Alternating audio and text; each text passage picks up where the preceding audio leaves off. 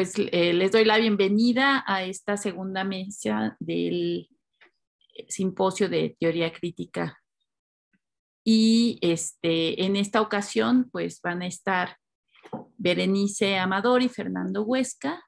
Vamos a comenzar con la ponencia de Berenice, cuyo título es Umbrales, Meditaciones e Imágenes de Feminidad, una recuperación dialéctica desde Herbert Marcuse y desde la utopía.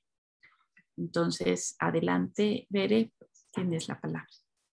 Muchas gracias. Pues de verdad, lo vuelvo a mencionar, es un gusto poder vernos, poder escucharnos, aunque sea con este formato. Y antes de comenzar, debo agradecer infinitamente el tener esta oportunidad, por supuesto, al coordinador del simposio, el doctor Gandler, y a todos los del equipo del comité organizador del staff, porque como lo mencionaba Vegana en la mañana, es mucho lo que se tiene que hacer y el que estén logrando sacar esto adelante, de verdad se les agradece muchísimo. Y por supuesto, tener la oportunidad de compartir nuevamente la mesa con Fernando Huesca y con María Estela Navarro es para mí un verdadero honor.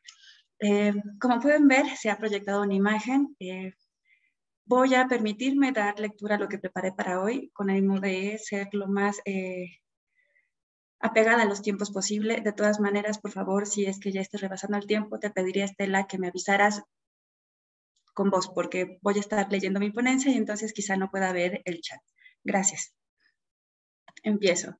En 1974, Francisco Zúñiga, artista plástico mexicano nacido en Costa Rica, a partir de una litografía nos hereda la impresión titulada El Umbral, cuadro que emula algunos de sus trabajos anteriores con el mismo motivo.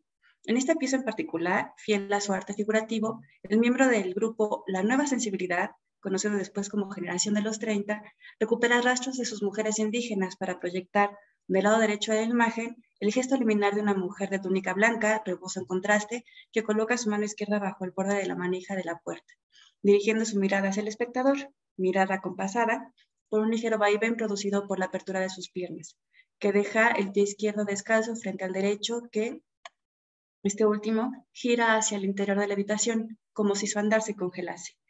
En el otro extremo de la imagen, el rostro de un niño se asoma por la ventana. Si bien la faz de esta mujer con ojos y rictus serenos anima la sensación liminar propia de situarse a la puerta, en conjunto tal expresión motiva al espectador a dirimir si el movimiento advierte su claustro o, por el contrario, el gesto es su búsqueda de emprender camino. Quizá ya podamos retirar la imagen. Gracias.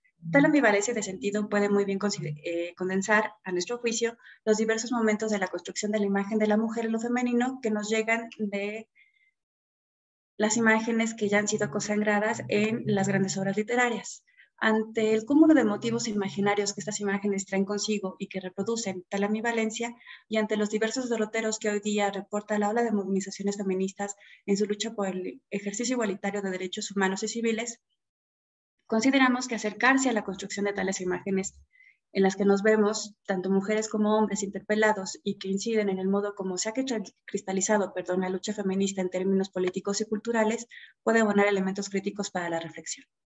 En la obra de Rosario Castellanos, en unos escritos de Herbert Marcuse, encontramos un ejercicio reflexivo respecto a la forma, contenido, proceso de producción y función histórico-social de las imágenes de lo femenino, que si bien podrían asumirse como ejercicios disonantes o contrapuestos, aquí proponemos acercarnos a una lectura dialéctica de ellos con ánimo de hallar, como mencionamos, pautas de análisis para la lucha feminista.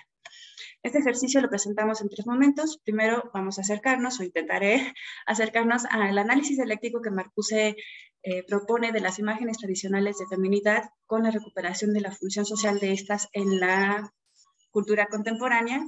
El segundo momento será la recuperación de la crítica de estas imágenes que realiza Rosario Castellanos, particularmente en 2 de sus obras, Meditación en el Umbral y El Eterno Femenino, que a nuestro parecer, en una lectura dialéctica de su crítica, también puede llevarnos a la recuperación de estas imágenes para finalmente, en un tercer momento, presentar una valoración a las lecturas de las imágenes de lo femenino que ambos autores realizan, que, por un lado, nos permitirían defender que la lectura dialéctica de la crítica de Castellanos reposiciona su lugar en las luchas feministas de nuestro país, pues enriquecen el alcance de su legado, y por otro defender que la crítica que realiza Marcuse a algunos supuestos de las luchas feministas son una aportación que vendría bien retomar con ánimo de evidenciar las posibilidades de estas mismas luchas en la época contemporánea.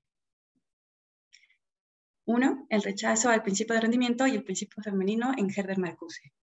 Al propósito de la perpetuación de la condición histórica y tradicional de lo femenino en las imágenes de feminidad que la cultura universal ha encumbrado, Herbert Marcuse señala un par de pistas provocadoras que permitirán comprender la dialéctica inscrita en dicha condición y recuperar, en la revisión de esta dialéctica, el marco de la crítica de Marcuse hacia las formas culturales de la modernidad, en aras de hacernos de más recursos para alcanzar la liberación, objeto de los esfuerzos del autor, principalmente en sus trabajos e intervenciones de finales de los años 60, cuyo motivo son los diversos movimientos sociales de aquellos años y que incorporan, para este caso, el diálogo que estableció con ellos. Por ejemplo, los intercambios con Angela Davis. Marcuse presenta su análisis de los movimientos feministas particularmente en dos momentos. Uno de ellos es su conversación con Silvia Bovenschen y Marianne Schuller, titulada Imágenes de Feminidad, y el otro son sus apuntes sobre los límites y alcances del feminismo en la conferencia pronunciada el 7 de marzo del 74 por invitación del Centro de Estudios de la Mujer de la Universidad de Stanford con el título Marxismo y Feminismo. En ambas ocasiones, Marcuse propone revisar dialécticamente algunos de los supuestos de las luchas feministas que posiblemente limiten la conquista de la libertad y, en consecuencia, la liberación de la sociedad del status quo de dominación de la forma social del capitalismo contemporáneo. A partir de las señalizaciones de Bovenschen y Schuller en Imágenes de Feminidad, respecto al despropósito de recuperar la imagen tradicional de la mujer para la lucha feminista, Marcuse apunta dos sentencias muy provocadoras respecto a las bases de las luchas sociales encaminadas a la liberación de las mujeres, a saber, 1. La liberación de la sociedad pasa por la liberación de los hombres y esta por la liberación de las mujeres, y 2. La imagen tradicional de lo femenino guarda el germen de dicha liberación. De la primera podemos extraer, siguiendo a las interlocutoras de Marcuse, una especie de ley de los tres estadios, que sin que desde nuestra perspectiva esto involucre algún desmérito por la propuesta del autor de Eros y Civilización, es posible que muchos puedan temer de esta formulación. Sin embargo, nosotros defendemos que es posible también ver en esta apuesta de Marcuse que tiene consigo los esfuerzos del autor por vislumbrar nuevas vías de construcción de una subjetividad, un nuevo ethos, que se alejaría, por supuesto, de la positividad que contendría esta ley. En razón de la segunda, que es la recuperación de las cualidades femeninas, como la pasividad, receptividad y el decreto de una sensibilidad distinta cifrada en otras coordenadas, tal cual han sido producidas y reproducidas desde el discurso masculino, el autor señala que este movimiento de recuperación está en función de dos momentos del avance hacia la liberación. Por un lado, el freno, el rechazo a la productividad destructora y el principio de rendimiento de nuestras sociedades. Por otro, el rescate de esa otra sensibilidad, cifrada en esas otras coordenadas, que permitirán advertir en sus términos la posibilidad de construir la nueva subjetividad desde la reinvención de los deseos humanos, construyendo así una nueva segunda naturaleza. Por una parte, Marcuse referirse al germen de liberación que él halla en las imágenes tradicionales de feminidad, cuyo motivo es la exaltación de la sensibilidad, pasividad o receptividad, nos menciona que, lo cito, pasividad y receptividad pueden malentenderse fácilmente como sinónimos de sumisión. Para mí significan lo contrario. Protesta contra la productividad destructora, contra la agresión, contra el principio de rendimiento. Fin de la cita. Tras este posicionamiento, las interlocutoras, por supuesto, insisten en señalar que es justo en tales imágenes de feminidad que han sido producidas desde el discurso masculino que históricamente se ha ejercido el condicionamiento cultural de las mujeres, caracterizándolas desde la inferioridad, siendo que desde una lectura dialéctica, en la literatura, por ejemplo, lo femenino cargado de las cualidades de lo sensible se ha encumbrado como promesa de felicidad, pero que en contraste, en el día a día, las mujeres son blanco de discriminación a raíz de estimarlas desde el atributo de lo sensible, sean estos reales o supuestos. De lo anterior, desprenden la necesidad de señalar la falsedad de esa imagen de lo femenino. Por su parte, Marcuse vuelve sobre su posicionamiento para comentar que cifrar la falsedad y con ello negar la realidad contenida en las imágenes por el hecho de originarse en el discurso masculino imposibilita el análisis, pues lo que importa es su función histórico-social.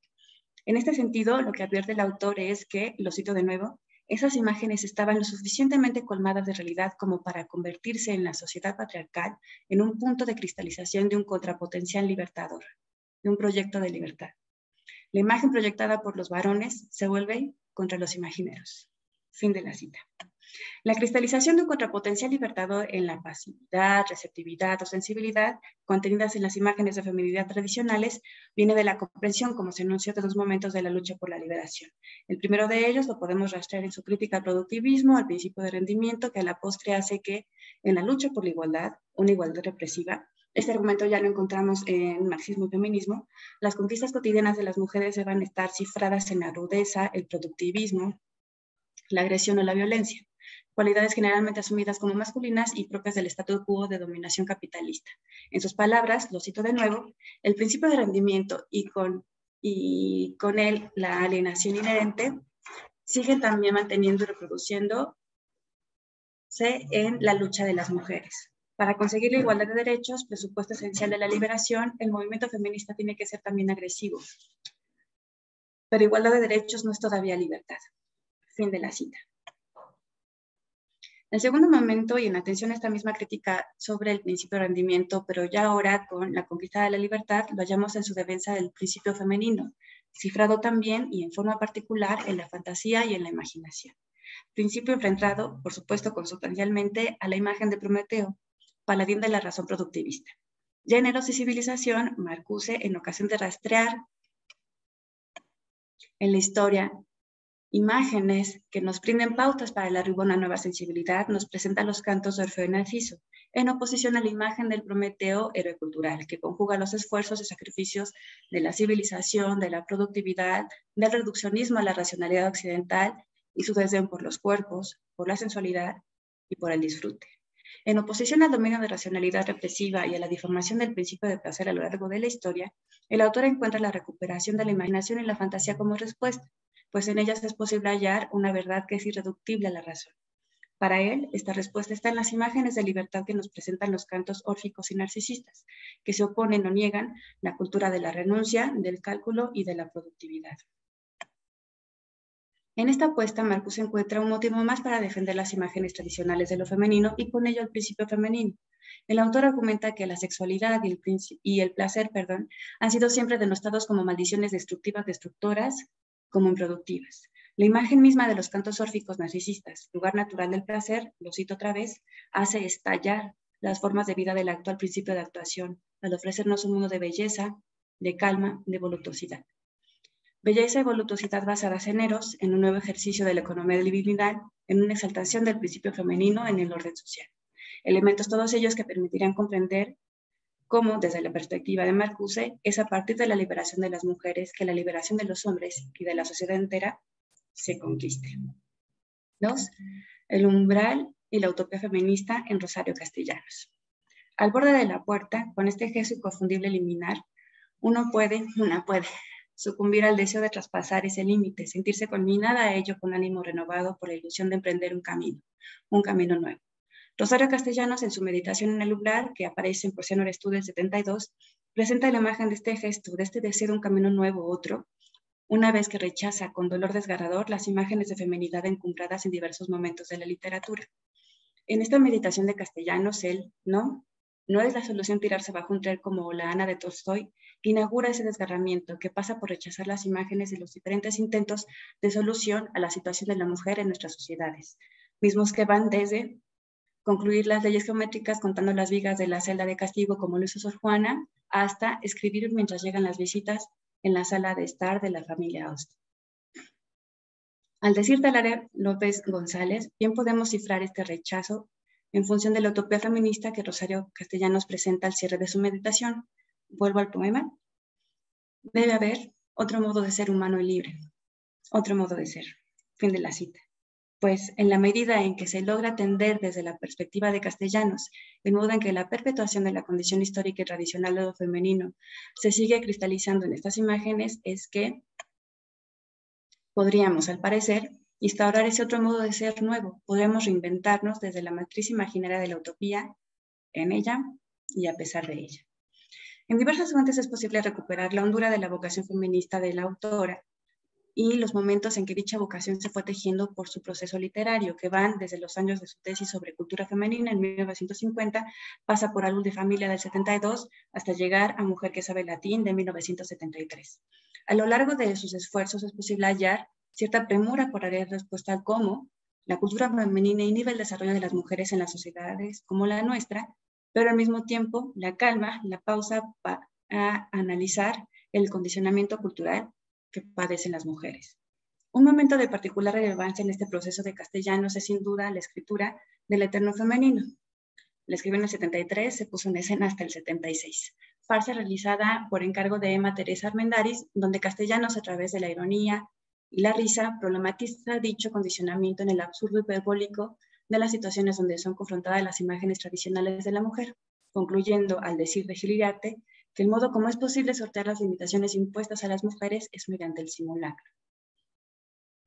Bajo la estimación ya común en estos días de que esta obra culmina el tema femenino en Castellanos, otros elementos a resaltar de esta farsa son, por supuesto, el carácter performativo del teatro, la comunicabilidad y las connotaciones que la puesta en escena detonan, y la celeridad que este carácter dota la denuncia hilarante de la autora, recurso no empleado con antelación en otros momentos del proceso literario de Castellanos, y que sin duda también imprimen contundencia este cierre del tema femenino. Las coordenadas de la vocación feminista de la autora, como el auge del movimiento feminista en Norteamérica con la tercera ola y su demanda de nuevos horizontes morales, su lectura, por supuesto, del segundo censo de Beauvoir, que según Dalia Antonio, atraviesan diversos artículos que Castellanos publicara en la primera mitad de la década de los 60 y su propia conciencia de la sujeción de la mujer se harán presentes en esta farsa.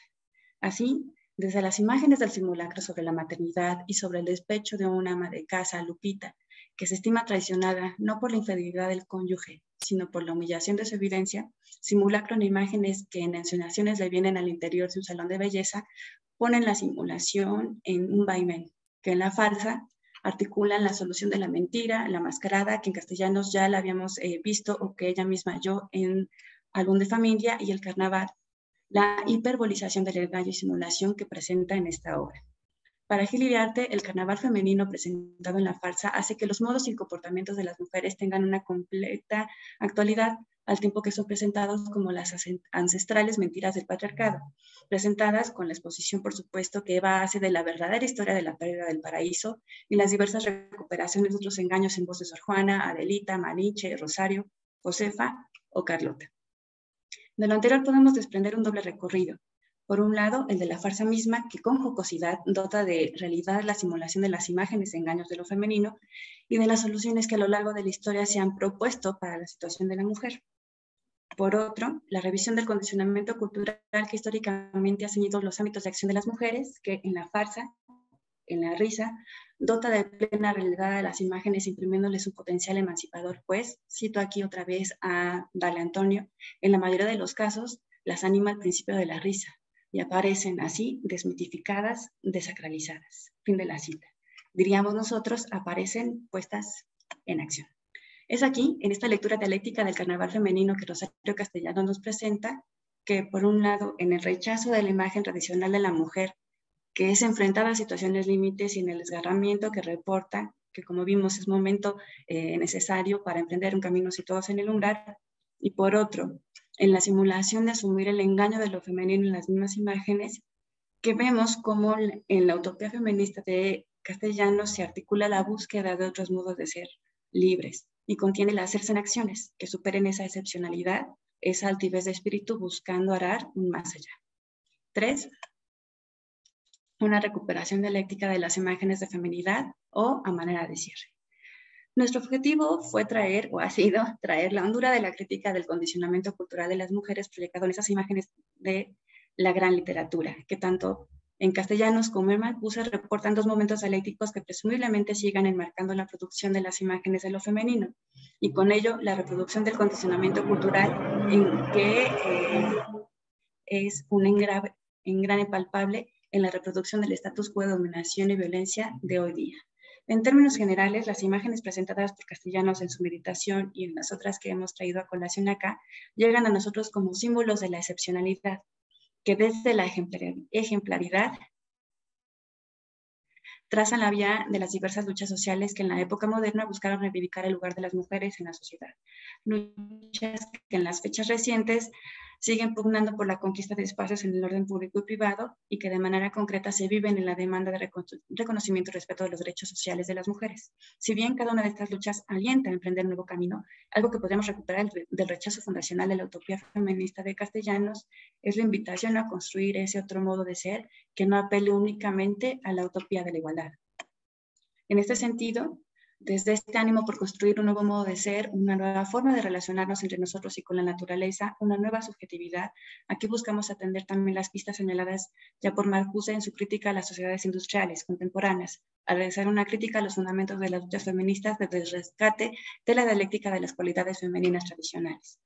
Si nos detenemos un momento en la dialéctica de las imágenes de feminidad, tal como lo proponía Marcuse, es posible comprender cómo se conjugan tanto el rechazo a la excepcionalidad demandado por Castellanos como el ánimo de recuperar esa excepcionalidad desde otras coordenadas, aquellas de la pasividad femenina contenida, confrontada a la productividad destructora de las sociedades industriales, mismas coordenadas que permitirían comprender igualmente junto con Marcuse, que el problema de la histórica y tradicional condición de las mujeres no puede ser agotado solo en la demanda de igualdades salariales o en la demanda de la igualdad en el ejercicio de los derechos civiles, o no solo en la problematización de la construcción histórico-cultural del lugar y función de las mujeres, sino que pasa por atender la diferencia, desde ahí rechazar la perpetuación de dicha condición y dejar germinar la nueva sensibilidad humana con el florecer del principio femenino en el orden social. Si bien este rescate, tal cual es formulado en imágenes de feminidad, ha quedado atrás en el tiempo y se pueda pensar que la propuesta de Marcuse y los señalamientos de Castellanos están ya rebasados por los distintos órdenes de las luchas sociales contemporáneas, nos parece pertinente atender el marco dialéctico que los cobija, pues consideramos que es en esta revisión de la dialéctica que entrañan es que podremos hallar elementos que nos permitan recuperar de las imágenes de feminidad el germen de liberación y la raíz de la utopía a partir de su rechazo, en razón de construir el esos nuevo, no masculino, no femenino, sino humano. Muchas gracias. Muchas gracias, Bere, por tu presentación. El haber pasado por la utopía feminista vista desde Marcuse y analizando como caso a Rosario Castellanos, pues es muy rico. Y entonces, pues vamos a seguir más o menos la misma dinámica que en otras ocasiones. Vamos a darle paso a la presentación de Fernando Huesca y y después ya iremos a la sesión de preguntas. Entonces,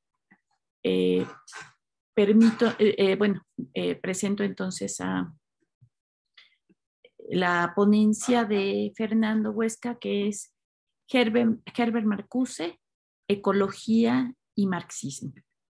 Adelante. Muchas gracias, Estela. Quiero también comenzar agradeciendo a los organizadores de este evento, en específico a Stefan y a Tania por la invitación y la oportunidad de compartir algunas reflexiones en torno a Marcuse, igualmente también al staff de este evento que a contracorriente pues estamos intentando, ¿no?, llevar a cabo una buena comunicación científica en términos de situación de pandemia. Por supuesto que continúo haciendo eco de las reflexiones que comenta Berenice sobre Marcuse y feminismo. Comienzo con mi presentación. Marcuse abandonó la política hegemónica después del asesinato de Rosa Luxemburg y de Karl Liebknecht. Demostraba abiertamente en Alemania que la perspectiva reformista del Partido Socialdemócrata implicaba una renuncia total al programa político de Marx y Engels, y de hecho una colaboración activa con fuerzas sociales que años después formarían parte estructural del Estado abiertamente fascista. Lukács disuadió a Marcuse de exiliarse en la Unión Soviética. Después de la muerte de Lenin, en efecto, la URSS devino menos colorida y menos comunista bajo el estalinismo. De modo que en el terreno de acción política, abierto a Marcuse, se cerraba en torno a la escritura crítica y la actividad universitaria, como exiliado en Estados Unidos. El camino hacia Marx de Marcuse no es tan directo y ascendente como el de Lukács. Pasa primero por una formación hermenéutica intensiva de la mano del mismísimo Heidegger, por un formidable estudio de Hegel desde la izquierda y para la izquierda, por una asimilación del psicoanálisis de Freud para el análisis crítico materialista de la cultura contemporánea y por una retroalimentación constante con grupos sociales militantes, como izquierdas estudiantiles y movimientos feministas y negros. En todo momento, esta experiencia y aprendizaje del presente llevó a Marcuse a puntos altos y bajos en relación a las posibilidades concretas de la emancipación y la pertinencia de la utopía como herramienta crítica. El entusiasmo de Marcuse en Eros y Civilización alrededor de la emancipación del Eros, por medio de actitudes y culturas lúdicas, solidarias, oníricas y estéticas, es matizado por las grises consideraciones sobre los beatniks y la industria cultural en el hombre unidimensional. Las inspiradoras salutaciones de un ensayo sobre la liberación a los movimientos hippies, negros y el revolucionario del tercer mundo son equilibradas por las incesantes consideraciones sobre la ausencia de una clase trabajadora revolucionaria en el siglo XX, en el sentido clásico de Marx y Engels. La inserción del psicoanálisis de Freud, junto con todo su pesimismo histórico y cultural, siempre fue de la mano de la confianza en la razón de la Ilustración, Kant, Fichte y Hegel. El marxismo de Marcuse es así un marxismo abierto y dinámico, uno tal que ha podido ser continuado y actualizado por 3 generaciones. En esta exposición me propongo exponer el trasfondo epistemológico detrás de la crítica marcusiana a la sociedad capitalista, junto con su inclusión tardía y siempre progresiva de las luchas de género y raza de su contexto. En un segundo momento, abordar la continuidad de la lectura de Freud desde Eros y Civilización hasta los escritos tardíos sobre ecología y revolución, apenas recientemente publicados. Finalmente, resaltar el arraigo del concepto de revolución en el de razón de Marcuse. Primera sección, legado de Marcuse, Marx y actualizaciones de género. Marcuse bebe del abandono de Marx de la concepción idealista del mundo y de la historia. No obstante, su posición crítica hacia Kant, Hegel y la historia de la filosofía en general estaba imbuida de confianza en la razón, en la convicción de que es posible hacer del mundo una morada reconocible y transformable colectivamente, por medio de una actividad dirigida por metas establecidas conscientemente por seres humanos. Cito de Razón y Revolución. El ser humano es libre si la naturaleza es su obra y su realidad, de modo que él se reconozca a sí mismo en un mundo que él mismo ha hecho. Todo esto tiene un parecido obvio con la idea de Hegel de la razón. Marx incluso describe la realización del hombre en los manuscritos de París en términos de una unidad entre pensamiento y ser. Fin de cita. La adopción de la crítica de Marx a la sociedad capitalista implicó en Marcuse un modo de argumentación específico en torno al trabajo. En otros términos, Marcuse adoptó la radicalización propuesta por Marx en torno al discurso y praxis del trabajo asalariado, formulada constantemente por Marx desde los textos de la crítica de la filosofía del derecho de Hegel, pasando por el manifiesto comunista hasta el Capital, de manera que su legado, más allá de la recapitulación y participación activa en las luchas sociales de su presente, puede interpretarse como una discusión conceptual y crítica con el legado de Marx en torno a la crítica de la economía política.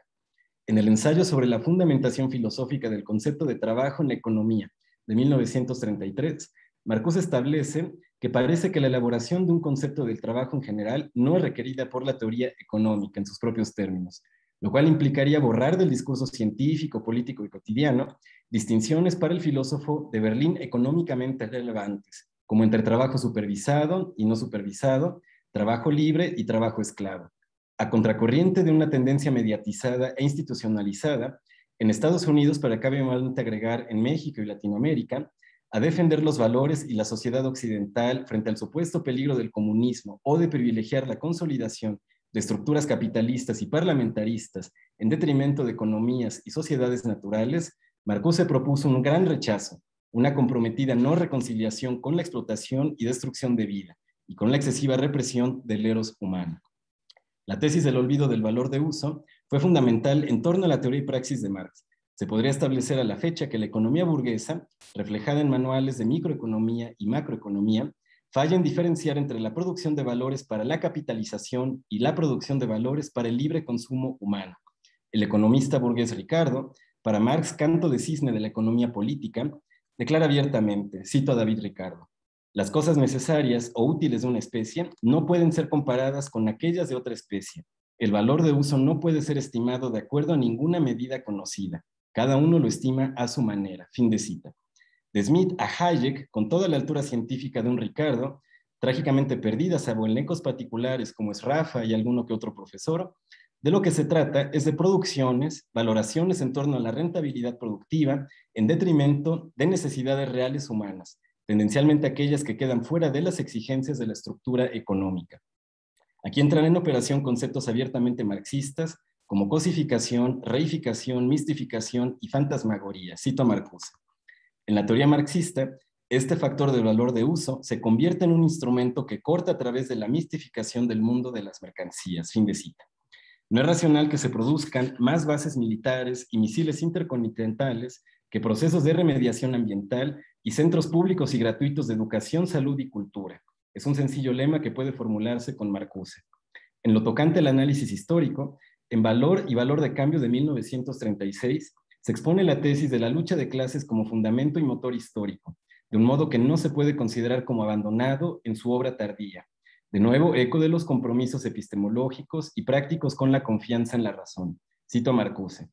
Dos clases principales se enfrentaron la una a la otra: los beneficiarios de la acumulación primitiva y las masas empobrecidas privadas de sus medios previos de subsistencia. Fin de cita. En las concepciones idealistas de la historia, es posible resaltar hasta el extremo de borrar las narrativas y vestigios materiales de culturas no compatibles o asimilables al modo capitalista de producción y su particular manera de concebir el trabajo.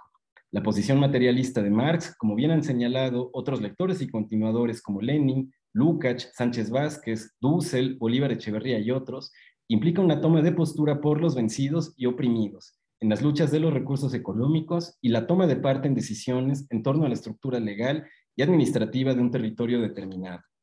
En cuarto lugar, se encuentra la materia de reflexión de los volúmenes 2 y 3 del Capital, y de intensiva discusión entre Luxemburg, Lenin, Dunayevskaya y otros intérpretes de los esquemas de la reproducción expandida. Un tema de macropolítica que complementa la micropolítica o crítica de la producción de mercancías en general, en un momento previo a la conexión global con el circuito económico. Es decir, la conclusión de que por razones lógicas e históricas, el capitalismo tiende a la expansión colonialista, al desarrollo de formas totalitarias de control social y a una economía de guerra como sustrato permanente de producción y consumo. Cito a Marcuse. La inversión redituable del capital se vuelve cada vez más difícil. La lucha por nuevos mercados coloca la semilla para la guerra internacional constante. Fin de cita. Las notas antropológicas de Marx son una cantera sumamente fértil para la crítica materialista de la destrucción de modos de vida premodernos, bajo procesos civilizatorios europeos, y para la elaboración de una ciencia histórica materialista, donde la cultura y la praxis viva de pueblos indígenas y sociedades del sur global forme parte nuclear de una narrativa solidaria y ecologista en torno a la política y la economía. Marcuse no fue lector de esta etapa tardía del pensamiento de Marx, pero su cercanía vital con Angela Davis y su trabajo sobre autores como Fanon, Mead y Breton, entre otros, lo llevaron a integrar en su análisis ideológico y económico luchas coloniales y procesos revolucionarios contraimperialistas exitosos, como la Revolución Cubana y el triunfo sobre las tropas norteamericanas en Vietnam. En materia de género y queer, hay una estrella maldita sobre el marxismo y la historia del socialismo real. Marx nunca escribió un tratado o algún aporte concreto en materia de eros, de sexualidad o de política del cuerpo. Engels llegó incluso al grado de idealizar en el origen de la familia, el Estado y la propiedad privada, el matrimonio heterosexual como forma supuestamente racional de asociación erótica, junto con un funesto enjuiciamiento de la homosexualidad como depravada, lo que indudablemente llevó a prácticas totalitarias en la Unión Soviética bajo Stalin y en los partidos comunistas en general. Fueron mujeres desde Rosa Luxemburg y Clara Zetkin hasta Angela Davis, Judith Butler y Donna Haraway, Lise Fogel, Silvia Federici y muchas otras, quienes cubrieron este enorme hueco teórico en el marxismo y su praxis, y elaboraron concepciones específicas sobre la represión patriarcal sobre el eros, sobre la vigencia de una dominación específica para las mujeres en el espacio doméstico, fuera del trabajo asalariado, y sobre formas no unidimensionales y tecnológicas de sexualización y comunicación, lo que abría el campo para que epistemologías no occidentales o no europeas ganaran terreno en la teoría y la praxis desde la izquierda. Que Zizek se mofe de una supuesta colisión arcoíris entre ambientalistas, indigenistas, activistas de género, etc., refleja precisamente este grave extrañamiento entre marxismo y feminismo. A la fecha, estas luchas sociales en gran medida han tenido que desarrollar terrenos y estrategias fuera de la macropolítica y del dominio de las izquierdas hegemónicas. En el caso de Marcuse, hay un lugar especial en la historia de la relación entre marxismo y feminismo. Cito a Marcuse. En la civilización patriarcal, las mujeres han sido y siguen siendo objeto de una represión específica. Su desarrollo espiritual y físico ha sido y sigue siendo encaminado en una dirección específica. Por esta razón, no solo está justificado, sino que es necesario un movimiento de mujeres independiente. Pero las finalidades de este movimiento son precisamente algo que implica cambios tan radicales tanto de la estructura material como de la intelectual, que todo esto solo puede lograrse con una transformación de la totalidad del sistema social. Fin de cita. Las caracterizaciones cualidades masculinas dominantes, y las concomitantes antítesis femeninas obedecen esencialmente a las necesidades ideológicas de determinada base económica, siguiendo el argumento de Eros y civilización y su raíz freudiana. Marcuse establece que las necesidades represivas del principio de realidad establecido llevan a la conformación de valores y márgenes para el Eros y la sexualidad que acabarán imponiendo una economía libidinal sobre todos los cuerpos. Los roles exigidos en género de la sociedad occidental, que son expuestos de manera crítica en filmes como Easy Rider, son producto de las necesidades de la reproducción expandida del capitalismo. Como tal, forman parte del fetichismo de la mercancía y pueden ser contestados en la dimensión teórica con un análisis multidimensional e historicista sobre los conceptos de género, la correspondencia marxista de la deconstrucción de los posmodernos, y en la dimensión práctica con la adopción de una ética cyborg a la Haraway. Marcuse propone los contravalores femeninos, receptividad, sensibilidad, pacifismo, ternura, como alternativa al eros masculino dominante de agresividad y competencia, y como parte de una nueva moralidad en que los varones, por lo menos de izquierda, harían bien en adoptar. Un marxismo queer puede encontrarse en la teoría y praxis de Marcuse, así como en la de Angela Davis y Haraway, lo que da como resultado una perspectiva epistemológica que no requiere del borramiento del sujeto, la disolución rizomática del ego o la deconstrucción como única praxis permitida. Sujeto y revolución son conceptos fundamentales en la teoría crítica de Marcuse. Paso a la siguiente sección, psicoanálisis social y la praxis de la revolución. Comienzo con una cita. Así el pensamiento que expresa Freud tan a menudo es enfatizado de nuevo, y que la historia de la humanidad todavía está dominada por poderes arcaicos, que la prehistoria y la historia temprana están todavía en operación en nosotros. El retorno de lo reprimido toma lugar en los tremendos puntos de quiebre de la historia, en el odio del padre y la rebelión contra el padre, en la deificación y restauración de la autoridad. Fin de cita. Marcuse parte, después de El hombre unidimensional, del entendido de que la formación del ego freudiano en el mundo capitalista industrial avanzado pasaba del dominio del pater familias de la sociedad victoriana a los más media y los aparatos mediatizados de transmisión de la voluntad gubernamental portadora de la verdad epistemológica, política, psiquiátrica, sanitaria, discursiva, etc. El mercado en Occidente y el partido en la Unión Soviética tienen el destino de homogeneizar la subjetividad humana y hacerla partícipe activa y satisfecha de la retroalimentación de siempre la misma estructura económica, sin movimiento, evolución o dinamismo. Y por lo mismo, en peligrosa tendencia a la cosificación generalizada, la cerrazón burocrática y hacia el totalitarismo político. De este modo, se acababa igualmente concluyendo que el espacio para el eros emancipado, la racionalidad no instrumental y la libertad humana era cada vez menor en el medio de las sociedades industriales de la época. Cito Marcuse. No es la culpa del psicoanálisis si se encuentra impotente para frenar este desarrollo, ni se puede apuntalar su fuerza al tomar tales líneas como el budismo zen, el existencialismo, etc. La verdad del psicoanálisis yace en su lealtad a sus hipótesis más provocadoras. Fin de cita. Eran las tendencias materiales de la economía de la época las que hacían obsoleto, de acuerdo a Marcuse, al psicoanálisis, como teoría radical de la psique. Se podría decir que en el contexto victoriano del siglo anterior, la función del psicoanálisis era efectivamente revolucionaria, al abrir terreno para temáticas y prácticas que caían bajo un grosero tabú. No obstante, el psicoanálisis seguía ofreciendo una teoría científica del inconsciente que explicaba la violencia extrema de las sociedades opulentas del siglo XX a partir de una necesidad de dar salida a la energía psíquica reprimida por las formas heteropatriarcales de la sociedad contemporánea. De manera que se acababa concluyendo con Freud que el ser humano contemporáneo, lejos de ser un odiseo emancipado de los delirios e idolatrías de Circe y las brujas, se encuentra tan fetichizado y dominado por poderes invisibles y desconocidos como el salvaje de sus caricaturas civilizatorias.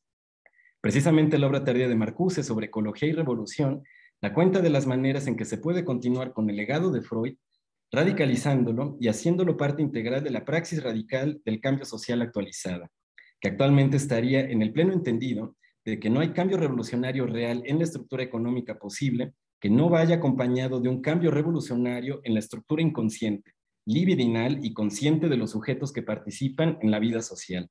Cito a Marcuse. Defino el cambio radical como un cambio, no solamente en las instituciones básicas y relaciones de una sociedad establecida, sino también en la conciencia individual en una sociedad tal. El cambio radical puede ser incluso tan profundo como para afectar al inconsciente del individuo.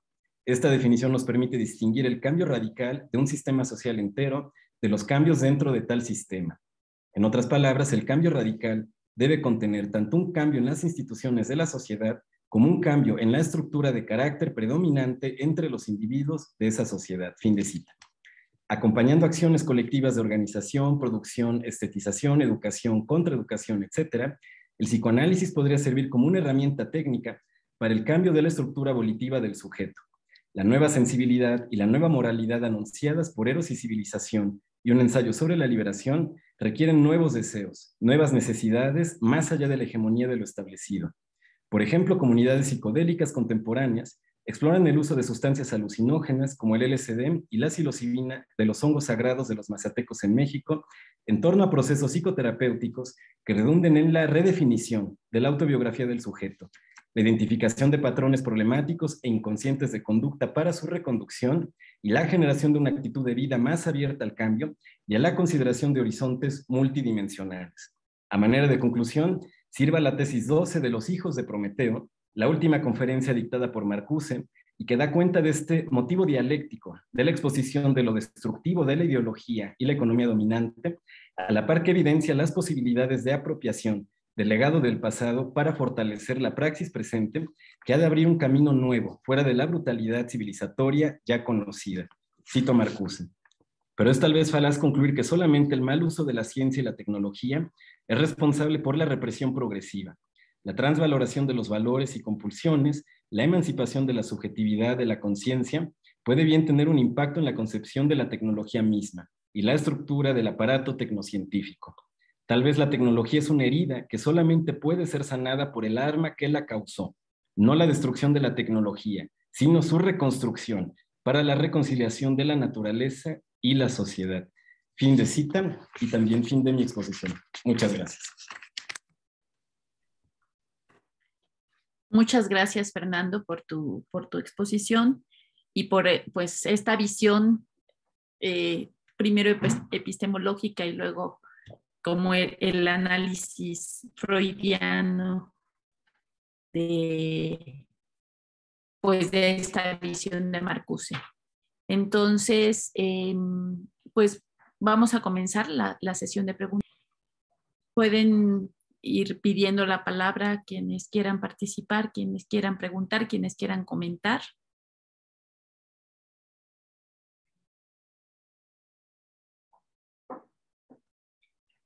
A ver, Bere y Daniele.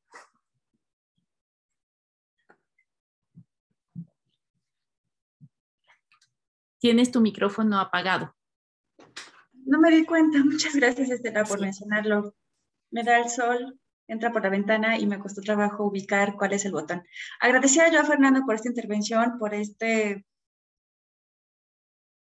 caminar junto con Marcuse en la formación de su perspectiva materialista y cómo es que él llega a estas especie como de conclusiones o de puntos nuevos de partida una vez que se dan todas las revoluciones, tanto culturales, sociales y pues la apuesta también por una revolución económica en los 60s. A mí me llamó con mucho la atención, por una parte, y quisiera ver si nos puedes ahondar un poquito en este sentido, el que, por supuesto, en Marcuse podamos ver cómo el dominio, esta sobreexplotación,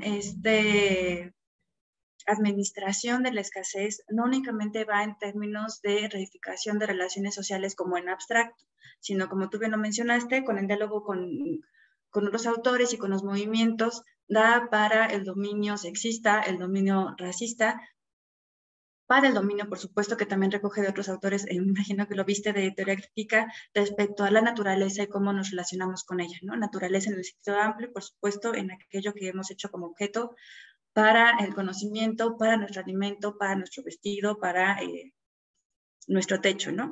Y quisiera mencionar y preguntarte a partir de ahí dos cosas. Uno, ¿cómo es que a la luz de esto que tú hallaste y de este camino que nos presentaste y que recorrió Marcuse, este ecologicismo de ahora puede salvarse de estas interpretaciones raras en donde para muchos, aquellos que apostamos por el movimiento indigenista, por la lucha de las mujeres, por la lucha ambientalista, sería más bien esta parte como muy liberal, muy de neoliberalismo en el sentido de arcoíris como lo presentaste, y por la otra, sí, también nos puedes hablar un poco cómo tú viste un apuntalamiento y un reforzamiento de estas también luchas queer desde la visión que Marcuse presenta, porque no ocupa ese término, por supuesto, no estaba en ese contexto del androginismo, porque él dice que no es nada más afianzar o recalcar las diferencias biológicas, materiales entre hombres y mujeres, sino más bien la apuesta es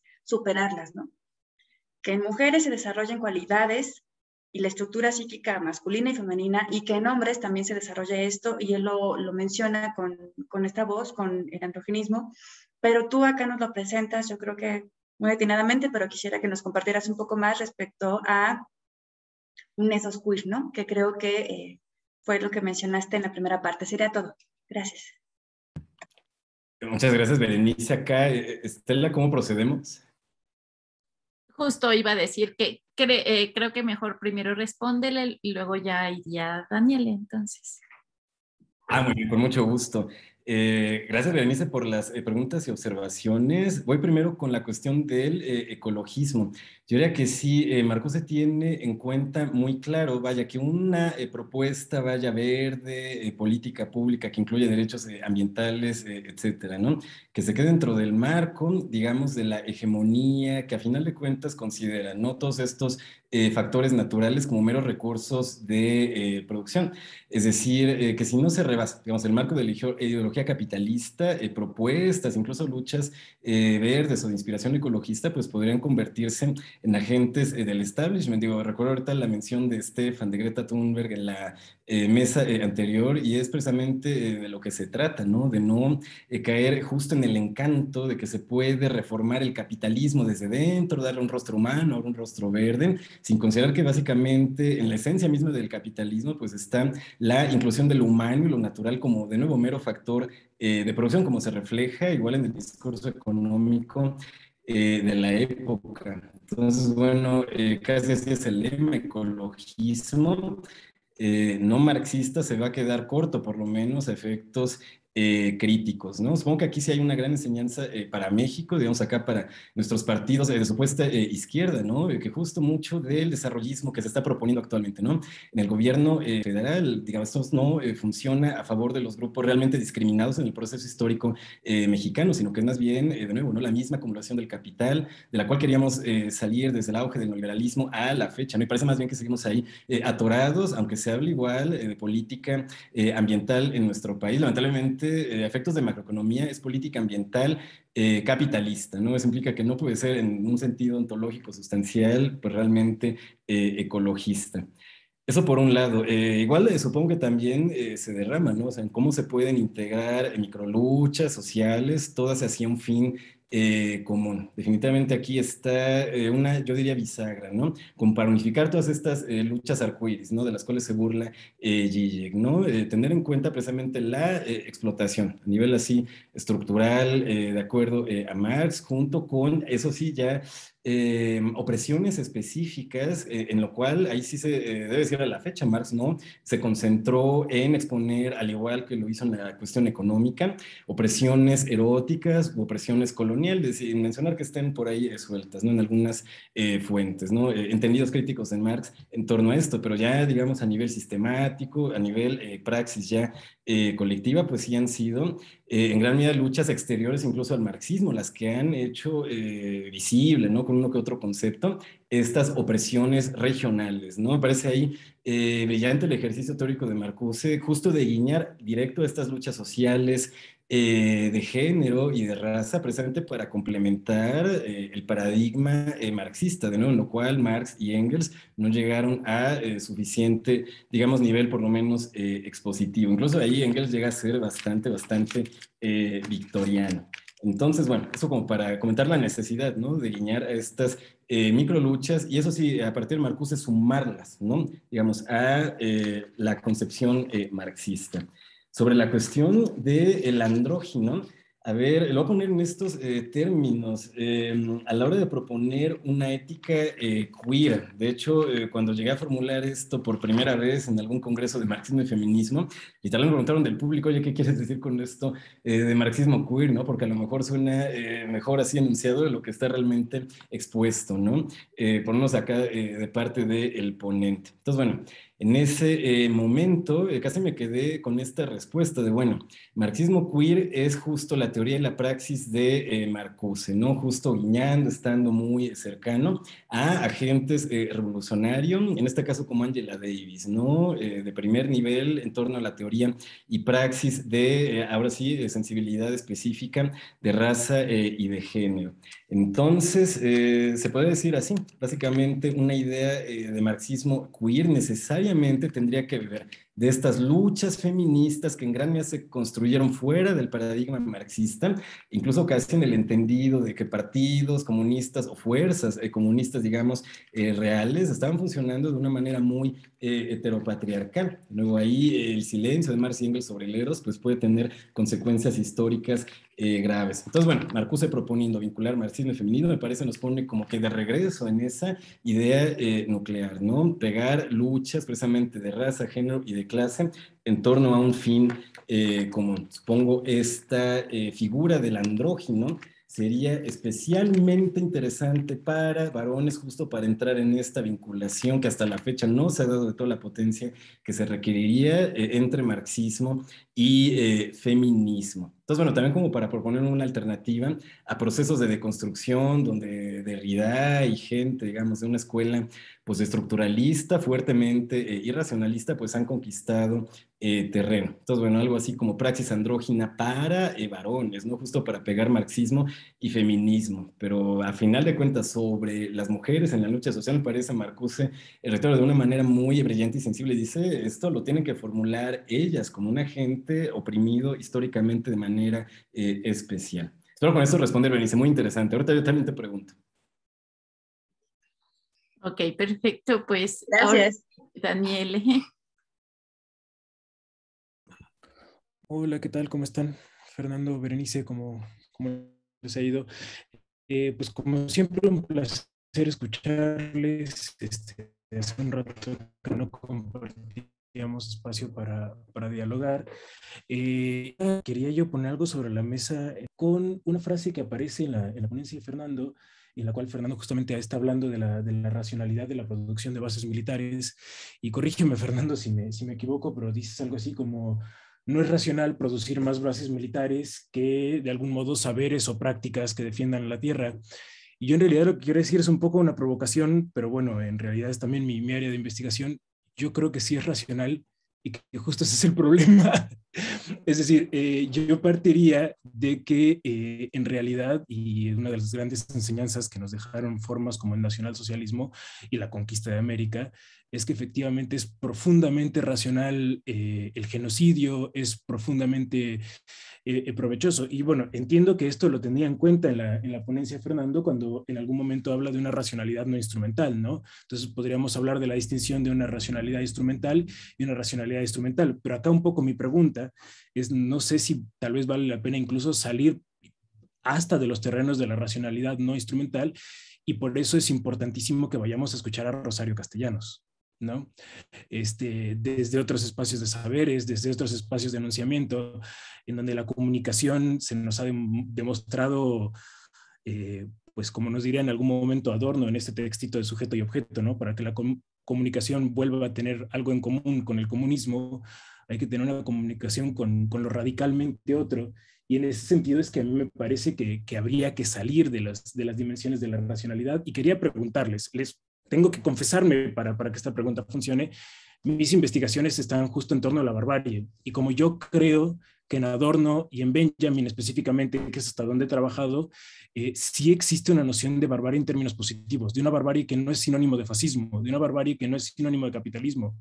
En Benjamin estoy pensando en experiencia y pobreza, y en Adorno en todas las conferencias que dio, por ejemplo, en este texto sobre la educación, que nunca recuerdo el título, porque en algún momento dice, para resistir a la barbarie hay que ser bárbaros, ¿no? Entonces, justamente en esos guiños dialécticos creo que se esconden algunas salidas, y justo en esa línea, la última cita de la ponencia de Fernando, ¿no? De los hijos de Prometeo, si no mal caché, me parece potentísima. Y pues quería preguntarles un poco qué pensaban, porque yo he empezado a acudir para buscar estas alternativas que no he encontrado en el marxismo, he empezado a acudir a los feminismos. A feminismos tal vez un poco extraños, no sé si ponerle la palabra ahí, porque pues si no es extraño no es feminismo, tal vez, no lo sé, Ver tal vez me puede ayudar, pero últimamente he disfrutado muchísimo la propuesta que tiene específicamente Preciado de lo monstruoso, ¿no? Y por ejemplo, la perspectiva del perro en el apartamento en Urano, la perspectiva del monstruo justo frente a la ética y el saber médico psicoanalítico de la diferencia sexual. Lo dejo porque, bueno, yo me propuse venir a molestar un poquito a este congreso y buscar en ustedes, colegas, un poco de ayuda para ver si estos rastreos míos están muy perdidos o no. Les agradezco mucho y ya me callo.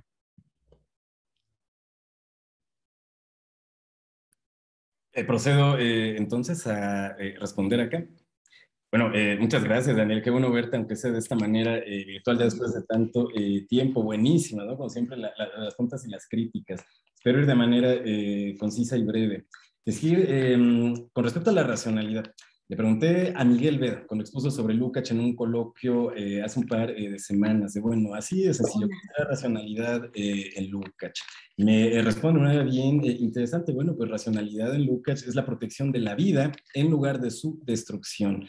Proteger judíos en lugar de exterminarlos. Lo dejó en esa definición así mínima, me parece muy recuperable y fructífera, y también hace entender por qué Lukács está en tan malos términos precisamente con gente como Heidegger, Nietzsche, Schopenhauer, es decir, autores que incluso Marcuse a nivel crítico, eso sí, pues tiene una que otra relación cercana, sobre todo en algún aspecto teórico. Tampoco es una gran cosa, ¿no? Schopenhauer en Marcuse, ¿no? Pero con Lukács no hay duda, definitivamente se tachan de irracionalistas y compatibles, ¿no? Con el proceso de ascenso del totalitarismo en Alemania. Entonces son palabras fuertes, creo que Marcuse no llega como que a ese grado. Luego, igual en la misma medida, precisamente proponer un concepto de racionalidad humana, es precisamente todo lo irracional que se quiera, ¿no? La producción de misiles y no de hospitales y de escuelas, como para marcar lo que ocurre, digamos, en la hegemonía incluso actual, como vigencia de una racionalidad instrumental que es opuesta a una racionalidad humana. Pero nuevo acá me parece especialmente atractivo Marcuse, a lo mejor en comparación con Adorno, fuera, digamos, de la discusión marxista, el concepto de autonomía de la voluntad de Kant, la dialéctica de Hegel, uno que otro concepto, ¿no? Idealista, pero que podría contribuir, ¿no? Digamos, a un universo o constelación teórica que pueda animar procesos prácticos. Es decir, como que si con Marcuse proponemos, abandonamos la razón, ¿no? Así, no sé, como Deleuze y compañía, nos proponen no hablar de sujeto-objeto, sino que de rizomas o no sé qué otra cosa. Si ¿qué pasa si se abandona la razón? Si ya no hablamos de sujeto y de objeto, incluso me parece, por lo menos en Marcuse, ¿no? Bien claro, de la cuestión sería cómo nos organizamos, cómo nos ponemos de acuerdo para hacer una protesta social, para ocupar, incluso como llegaba a ser en California, en el horizonte de Marcuse, ¿no? Pues un edificio justo como para presionar a las autoridades para que protejan la vida y no la estén destruyendo o persiguiendo, ¿no? Entonces, no abandonar la razón en Marcuse justo como para poder unificar diversas luchas sociales, ¿no? De alguna manera, mayor control, digamos, democrático de territorios, es algo que podría, digamos, integrar luchas ecologistas, indigenistas, marxistas, en general es un poco, me parece, la idea de Marcuse, ¿no? El marxismo y feminismo han caminado en caminos distintos, separados. En el siglo XX, lo que propone Marcuse es básicamente unificar estas dos luchas. El ensayo que recuperó Berenice es bien sintomático de esto, ¿no? De nuestra parte, el entendido, ha sido insuficiente la atención del marxismo hacia la opresión específica de la mujer, incluso otras opresiones. Hay que guiñar de nuevo a esas luchas para fortalecer, no abandonar igual el programa marxista. Igual yo pondría esta provocación sobre la mesa, ¿no? Podría haber un programa marxista o una, digamos, teoría crítica de buen alcance práctico o social que renunciara a la categoría de sujeto. Yo me atrevería a pensar que no, por lo menos Marcuse insiste en que no se puede abandonar esta categoría sin abandonar igualmente toda posibilidad de praxis revolucionaria. Y bueno, definitivamente bien interesantes, Daniel, las alusiones a figuras como Preciado. Ahí, de nuevo, lo que yo vería como problemático tal vez en ese tipo de autores es que luego insisten justo en eso, ¿no? Abandonar la razón, abandonar el discurso sobre el sujeto. En Marcuse eso se caracteriza como peligroso. Pero por otro lado, si se puede vincular la idea del monstruo en Preciado con la crítica al capital precisamente de Marx y Marcuse, tal vez eso, ¿no? Como esto que se puede elaborar como un ethos, ¿no? O praxis queer. Muchas gracias, pero sí, bien provocadoras acá las intervenciones. Yo me permitiría tomar la palabra porque creo que Daniel nos preguntaba a todos y creo que valdría como la pena el diálogo. Yo creo que me situaría en otro punto de la lectura de esta parte, Fernando y Daniel, por lo siguiente. Si recuerdan, hay un momento en Eros y Civilización, bueno, lo recoge en otros textos y en otras elocuciones, en donde menciona, tiene razón Freud, es necesario reprimir un poco el principio de placer. Sí hay que hacerle caso al principio de realidad, pero no represivo, no excedente. Para él el principio de actuación es el principio de actualidad que explota de forma excedente. Él también en un momento acá en estos textos y en otros va a recuperar que sí, la racionalidad que se armonice con la imaginación, por ejemplo, ¿no? Pensando en Narciso y en Orfeo, pensando en dimensión estética y cómo recupera a Schiller, etcétera, pero no esta racionalidad represiva, esta racionalidad que únicamente calcula qué es lo que tú recuperas, ¿no, Daniel? Que claro, los nazis y toda esta forma científica de generar el exterminio es porque la razón únicamente calcula, únicamente tiende a la dominación de la naturaleza y en eso a dominar también la psique y la naturaleza o esta segunda naturaleza de los seres humanos, ¿no? Creo que yo me iría en no nada más pura racionalidad, porque si no, ¿de qué hablamos? O pura racionalidad, sino que no sea represiva, que dé camino y que dé paso de forma horizontal a estos diálogos o estos cruces entre imaginación, entre fantasía, porque ahí es donde habla, según yo lo he entendido, o he entendido a los que han hablado de Marcuse en esos términos, está la posibilidad de salirse, ¿no? De emanciparnos de este status quo de dominación, de administración de la escasez y de la violencia, ¿no?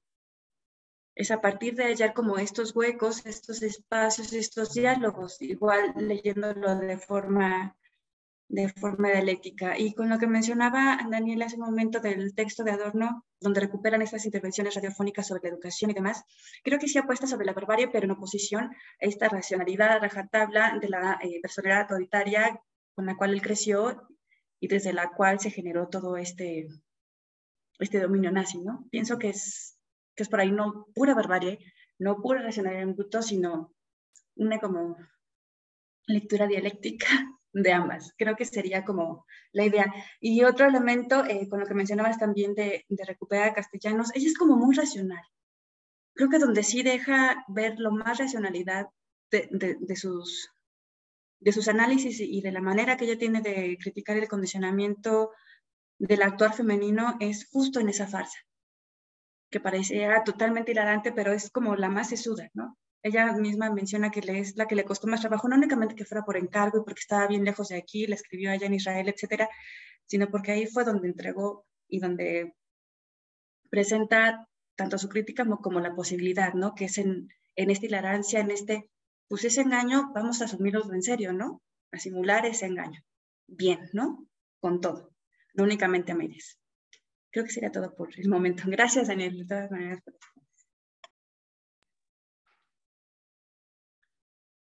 Pues muy bien, no sé si alguien quiere comentar o volver a comentar o seguir este diálogo o alguien más quiere intervenir.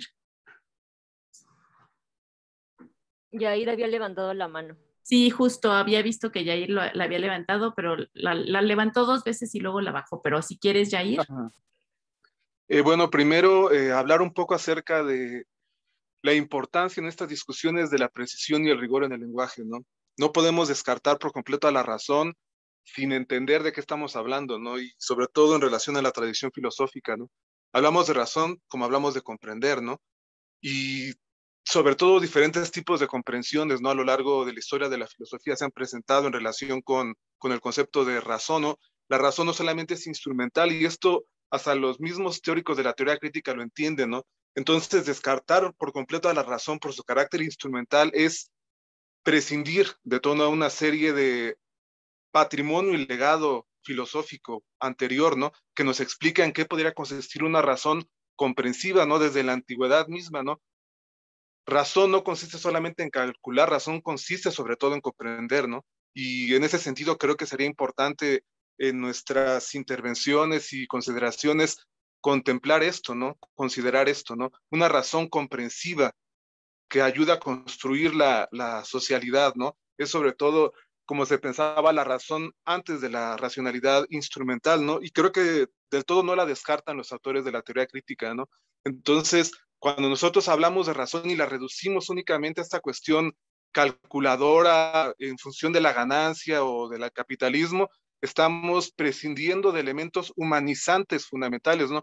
Incluso cuando se habla de culturas no occidentales o racionalidades alternativas, se está planteando estas facultades humanas que permiten al ser humano no únicamente actuar, ¿no? Sino actuar a partir de una comprensión y no de una comprensión única, ¿no?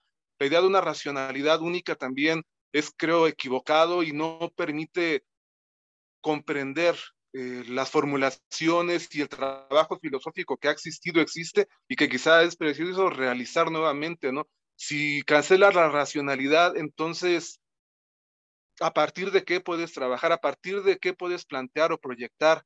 Razón implica comunidad, inicialmente, ¿no?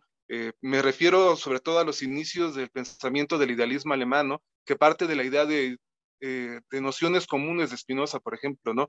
Para poder pensar, para poder entender, es preciso entender las relaciones comunes que existen en la naturaleza y que pueden existir entre los hombres, ¿no? Decir que la razón se reduce al instrumental es prescindir de todas las posibles capacidades de comprensión de los fenómenos naturales, más naturales, de las relaciones sociales, de las relaciones estéticas, de las relaciones entre los hombres, ¿no? Quitas racionalidad y ¿qué te queda, no? Entonces, lo que querría precisar es precisamente esto, ¿no? Que tengamos cuidado cuando generalizamos de una forma tan categórica, sobre todo en cuestiones tan complejas y detalladas como sería el concepto de razón, que no es ni únicamente instrumental ni unívoco, ¿no? No solamente existe una racionalidad en la filosofía occidental, ¿no? Y si pensamos en los antecedentes mismos de la filosofía occidental, los conceptos que proponen de razón son retomados de otras civilizaciones, ¿no? Desde Oriente, por ejemplo, tiene implicaciones en otras formas de pensamiento que planteaban la humanidad, ¿no? Tanto en esta conferencia como en la anterior, escuchaba hablar acerca de lo humano como una alternativa a lo instrumental, ¿no? Pues lo humano y características de la humanidad tienen que ver precisamente con la capacidad que tiene el ser humano de racionalidad, de pensar racionalmente, ¿no? Entonces, haría entonces esta indicación únicamente en relación a esta discusión, ¿no? Que tengamos cuidado y cuando pretendamos descalificar lo racional o la razón, tratemos de tener presente de qué estamos hablando, ¿no? Y que la crítica que hicieron los teóricos de la teoría crítica, la razón instrumental, no agota absolutamente, ¿no? Ni los desarrollos de la razón en la filosofía de Occidente, ni lo que puede ser racional ahora mismo, ni el tipo de racionalidad que sería posible incluso construir, ¿no? Pensando en que la razón tiene que ver con el pensamiento humano, ¿no? Sería tanto como decir, sabemos todo lo que es posible pensar y no nos sirve, ¿no? O sea, eso es una posición, creo que muy arbitraria, ¿no? En relación a tanto al contenido de la filosofía, tanto al contenido de otras culturas, tanto a las capacidades del ser humano, ¿no? Bueno, y ya únicamente para terminar, ¿no? Mi comentario que quería hacer en relación a una de las ponencias es, me resultó interesante, ¿no? Cuando se planteaba esta cuestión acerca del valor de uso, ¿no? Que es tan discutida en torno a la propuesta de Bolívar Echeverría, ¿no? Porque se dice que es un poco arbitraria, ¿no? O rebuscada, ¿no? La argumentación que hace en torno a la importancia del valor de uso en la teoría marxista, ¿no? Entonces, Fernando, me pareció que planteaba esta cuestión del valor de uso en otros autores, ¿no? Que derivan de la teoría marxista, como es Marcuse, ¿no? Entonces me interesaría mucho si pudiera especificar un poco más de qué manera Marcuse aborda este tema del valor de uso, sobre todo en el entendido ¿no? De la discusión que existe en torno al abuso interpretativo por parte de Bolívar, ¿no? Muchos autores dicen que pues es un exceso, es una exageración, que no hay estos desarrollos teóricos en Bolívar, y en ese sentido también al final de su exposición hablaba de incluso una parte en la obra de Marx donde se refiere a las formas económicas y culturales premodernas de ciertos pueblos, y me parece que ahí también podría vincularse esta cuestión del valor de uso, ¿no? Entonces, si por favor pudiera ahondar un poco en esta discusión del valor de uso en Marcuse y en otros autores de la teoría crítica, y en esta parte final de la obra de Marx en relación a sociedades precapitalistas. Gracias.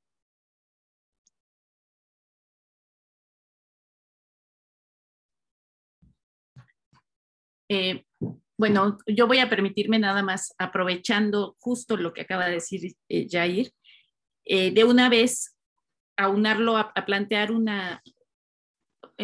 pues hacer un planteamiento con respecto a la presencia de la razón, no desde el punto de vista instrumental, en cada uno de los casos. O sea, me gustaría también que Bere nos pueda hablar de la razón en justo lo que está el ejemplo de Rosario Castellanos sobre la feminidad, que creo que ahí también, o sea, como especificar dónde está esa razón. Y pues lo mismo, por ejemplo, en el caso de Fernando, por ejemplo, con el marxismo queer, ¿no? Entonces, digo, de una vez, si quieres, que me parece, Fernando, comentar lo que Jair preguntó directamente y luego veré. Gracias. Ok, con mucho gusto. Muchas gracias, Jair, por la intervención. En primer lugar, pues concuerdo con que es bien necesario regresar a la tradición filosófica, justamente buscando entendidos no instrumentales de razón y justo entendidos en torno a lo teórico y lo práctico, que tienen que ver con el dinamismo humano, que justamente es reprimido por tal o tal fuerza económica, política o histórica. En ese sentido, siempre se va a regresar a los griegos en un Marcuse, hubiera también en Sánchez Vázquez es lo mismo, ¿no? El concepto de praxis de los griegos, de Aristóteles, precisamente puede servirnos como orientación y crítica para estos entendidos más unidimensionales, unilaterales de razón, que sí cuadran con las exigencias tecnológicas, ¿no? De la sociedad capitalista.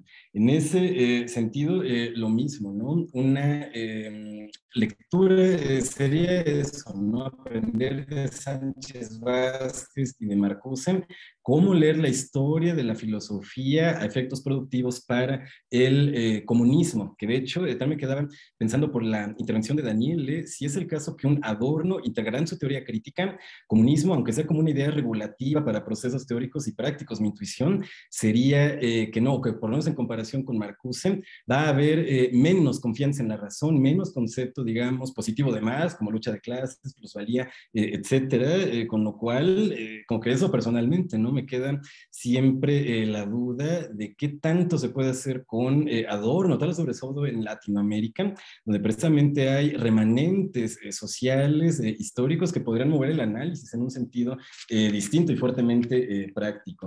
Precisamente de ahí me paso ya a la discusión sobre el valor de uso. Yo diría, en Marcuse hay un trabajo distinto sobre este concepto en relación a Bolívar Echeverría. O sea, básicamente, con valor de uso se evidenciaría el uso mistificado de la materia bajo la economía capitalista, junto con todo lo que esto implica a nivel de relaciones sociales, comunicación, cómo ejercemos actividades científicas, artísticas, etcétera. Es decir, es una, digamos, aplicación, me atrevo a decir, bastante ortodoxa, ¿no? De parte de Marcuse, de lo que hay en el Capital, sobre valor de uso y valor de cambio. Presidente Bolívar Echeverría, yo diría que en México elabora algo así como una sociología específica, donde con valor de uso se evidenciaría como acá en México y Latinoamérica hay remanentes, vestigios, eso sí bien vivos, de formas de sociedad y de economía no capitalista, es decir, formas de gastronomía, formas de erotización, formas de artificación, toda serie, si se quiere, así, ¿no? De producciones culturales específicas en estos territorios. Es justo lo que se hace, me parece visible con el concepto del etos barroco de Bolívar Echeverría, es decir, maneras de ser, de existir, incluso de resistir en el marco del capitalismo, pero de alguna manera también defendiendo una racionalidad no instrumental, sino más humana, eso sí, siempre a contracorriente, ¿no? Del avance del capital y del Estado. En ese sentido, por ejemplo, pensando con Marcus, así de manera muy espontánea, me preguntaría si en esta tabla de los 4, que a nivel de sociología yo creo que es sumamente nutritiva, sobre todo para evaluar sociedades no occidentales, no europeas o latinoamericanas. Si no, se podría o valdría la pena agregar por lo menos un quinto es decir, como que a lo mejor desde una perspectiva marxista más ortodoxa, falta ahí un etos revolucionario, es decir, como que a nivel de retrato de modos de ser más a la Heidegger, ¿no? El modo de ser romántico, el barroco, el clasicista y el realista, ¿de acuerdo? En una exposición sociológica puede ser sumamente informativo, como para evidenciar, reitero, modos de ser que todavía siguen vivos, haya contracorriente del avance del capitalismo. Pero no, efectos de praxis. Precisamente se estaba discutiendo sobre el concepto del etos barroco en el coloquio Lucas. De hecho, le pregunté a Stefan si de alguna manera se podría interpretar de manera emancipatoria, es decir, como más allá de la resistencia, entrarle a esta idea clásica de Marx, ¿no? De la transformación de la realidad y no solo su interpretación. La respuesta, pues básicamente concisa fue no. No es un etos emancipatorio. A lo mejor en eso está igual su valor, su riqueza para el presente mexicano. Pero a efectos de lo que Marcuse hace con valor de uso en Marx, yo diría, pues tan solo falta un apunte sobre praxis, ¿no? En Marcuse queda claro, hay cercanía con movimientos estudiantiles, radicales de izquierda, en Alemania y en Estados Unidos, cercanía con movimientos negros, también se vence después, cercanía con movimientos latinos, igual entrando alguna posibilidad de cambio social, aunque sea en el nivel mínimo, ¿no? De la Universidad de California. Es decir, para ya cerrar esta respuesta, ¿no? Yo vería en Marcuse muy buen apunte sobre praxis, más allá de hacer un análisis interpretativo de la realidad presente, ¿no? Es decir, hay que transformar el mundo, ¿no? No solo interpretarlo. En esto veo mucho apunte en Marcuse, ¿no? Y su concepción sobre el valor de uso. Y finalmente, sobre sociedades precapitalistas, a lo mejor en términos muy sencillos, como estudiarlas de la mano de Marx, sobre todo de su obra tardía. Yo diría de las notas antropológicas se aprenden una metodología de análisis materialista bien interesante y también bien acotada. Se trataría justo de seguir a gente como Morgan, es un antropólogo bien desconocido en el horizonte de Marx y al final de cuentas al presente. Pero se hace algo en Morgan cuando trabaja sobre sociedades como los mexica, o sociedades que en general no se están exponiendo en la gran narrativa histórica de Hegel y de otros. Lo que está haciendo es exponer precisamente procesos de evolución material, como del uso, si se quiere decir, de herramientas rudimentarias de piedra, bien, después luego otros usos, digamos, más complejos, ¿no? Es decir, una historia materialista de sociedades no europeas, pero a final de cuentas también considerando dimensión evolutiva en el material histórico. Yo diría ese es el gran valor de la obra antropológica de Marx, llevar a discusión presente la teoría antropológica de Morgan, que básicamente implica hablar en la historia universal de evolución por el factor económico, un poco en analogía a cómo es la evolución en la naturaleza a partir de selección natural con Darwin. Con esto dejo sobre la mesa también esta idea.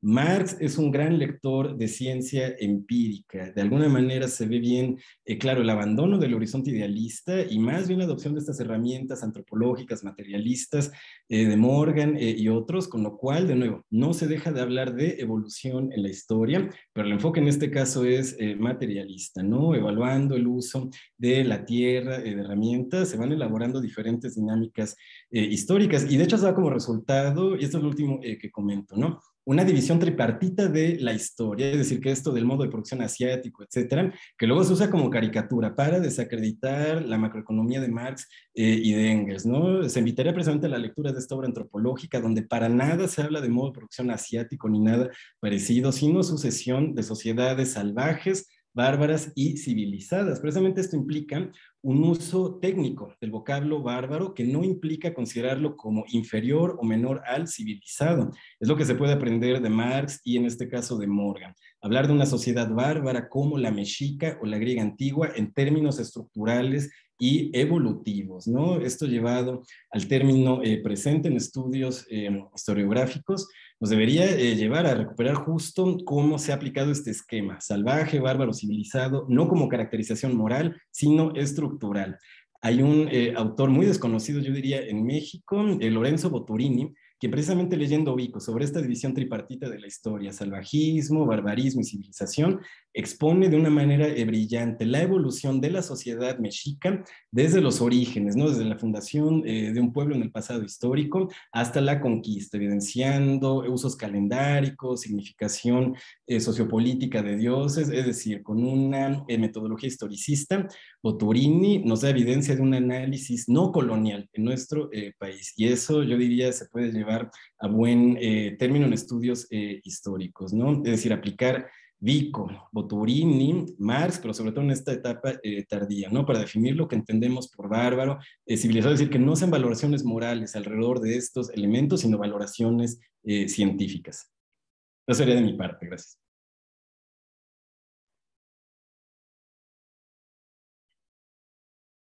Pues bien, creo que el comentario de Estela y las precisiones solicitadas iban en términos de qué pasa con la razón, que no sea instrumental y cómo es que está o si está, creo que fue la pregunta en lo que se recuperaba acá de Marcuse y las menciones que se realizaron a la obra de Castellanos. Creo que mencionaría tres cosas. Una, la primera que recuperaría yo de dialéctica de la ilustración, es que ellos lo que dicen es no negar la razón, sino, como mencionaba hace un momento, ver en qué punto la razón va en contra de sí misma, ¿no? Y puntualmente todo esto que nos ha heredado Adorno respecto al análisis del concepto, cuando éste únicamente atiende a la identidad y cancela lo diferente. Pienso que ahí, y que se repite no únicamente en la obra de Adorno o en las menciones de Adorno, sino en otras, es donde podemos encontrar esa razón.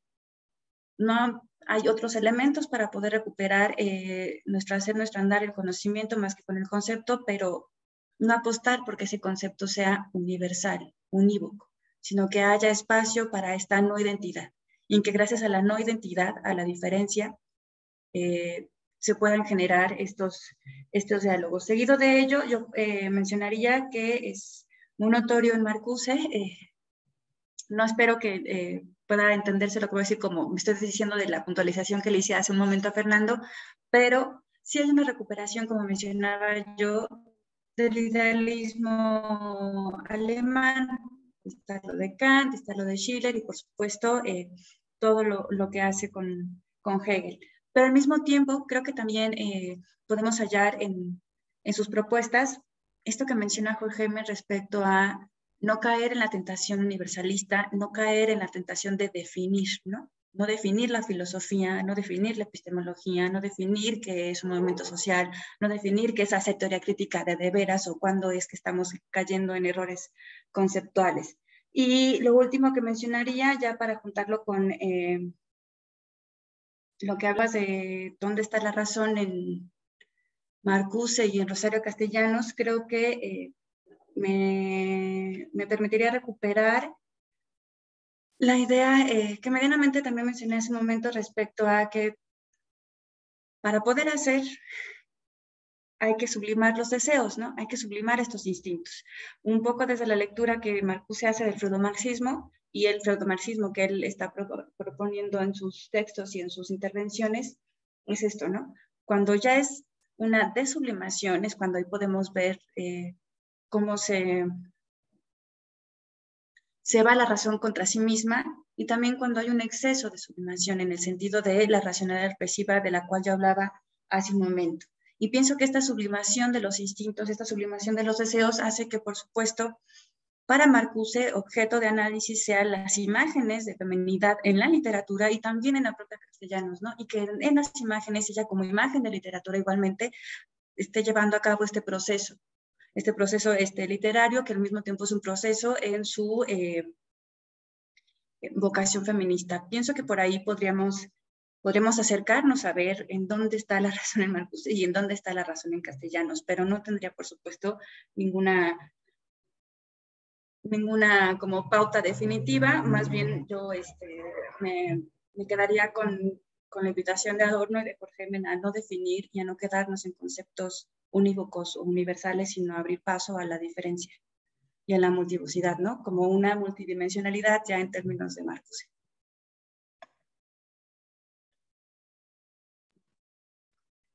Pues, a ver, Fernando. Gracias, Estela. De hecho, ya que mencionas esto último, Berenice, sobre Adorno y los universales, una pequeña preguntita, ¿no? A ver, ¿qué sale con ello? ¿No es renunciar a la universalización, igualmente renuncia a la razón?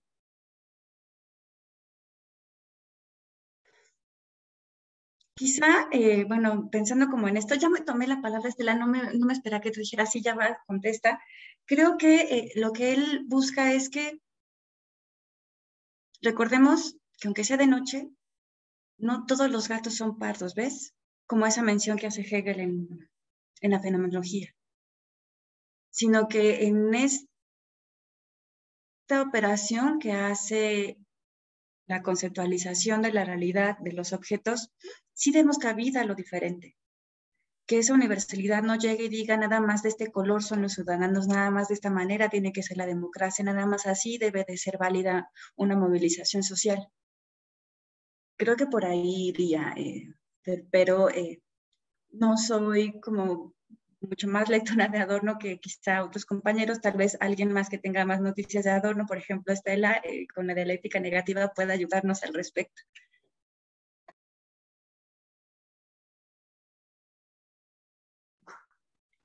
Bueno, aprovechando, sí, o sea, justo, digo, tampoco soy experta, pero yo creo que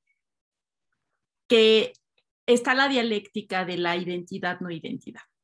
Y entonces no es, desde mi punto de vista, no es un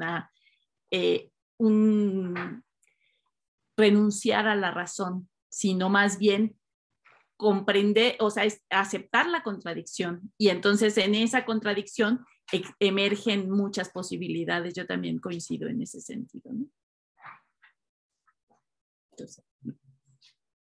Entonces, pues, no sé quién más quiera comentar algo. Estamos casi llegando al final, pero de cualquier forma, pues ha sido súper interesante todas las intervenciones. A ver, Fernando.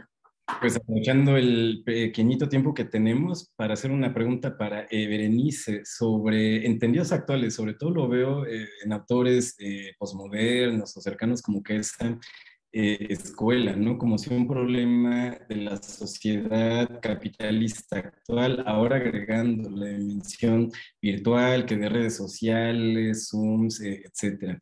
Es que es demasiado ego, ¿no? Demasiada exposición de un ethos, algo así como narcisista, de lo cual llegan precisamente a defender ideas de la desaparición del ego, justo para lo cual será una, pues sí, por ese lado gran contribución el budismo zen y otras concepciones epistemológicas, ¿no? Por lo menos el budismo zen sí ha sido visto por Marcuse de manera crítica, o no considero que con budismo se pudiera fortalecer el carácter crítico del psicoanálisis, ¿no? Sino más bien lo contrario. Entonces, bueno, me pregunto si nos puedes dar alguna orientación, alguna idea sobre esto del ego en la sociedad contemporánea.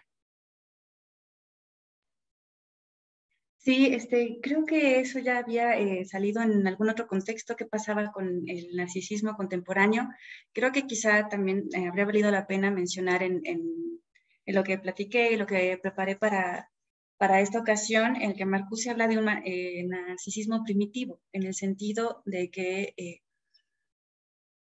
¿por qué tendríamos que aceptar que este eros normal sea la negación de nuestro propio cuerpo y de nuestra propia percepción y de nuestra propia energía divinidad? Creo que a partir de ahí, que yo lo encontré en este fragmentito de Eros y civilización sobre Eros y Narciso, es que Marcuse defiende que en el narcisismo primitivo podemos ver esta afrenta a la cultura del productivismo, a la cultura de la renuncia, a la cultura de rechazar y denostar el principio de placer, nuestra corporeidad, el disfrute, el goce, la sexualidad y la sensualidad, porque por supuesto también en Marcuse hay como en ocasiones cierta distinción entre ambas. Creo que a partir de ahí, en oposición a lo que ahora se entiende, ahora se trabaja como narcisismo y este ego, como dices, en la selfie y estar todo el tiempo presumiéndome y buscando reconocimiento, pero no efectivamente en el otro, sino en el reflejo que del otro tengo de mí. No porque el otro efectivamente me comprenda como otro, sino solamente porque me permite hacer este reflejo y ya, que es como la imagen del narciso en este espejo. Creo que ahí veremos un ejemplo igual de la desublimación que Marcuse criticó tanto en su momento, ¿no? Hablaba él, creo que uno de los pasajes muy claros está también en Número Dimensional, pero en Ensayo sobre la Liberación, respecto a ahora se ve bien o no hay ningún problema o se apuesta con que la liberación es ver el vello púbico de una mujer en una mampara.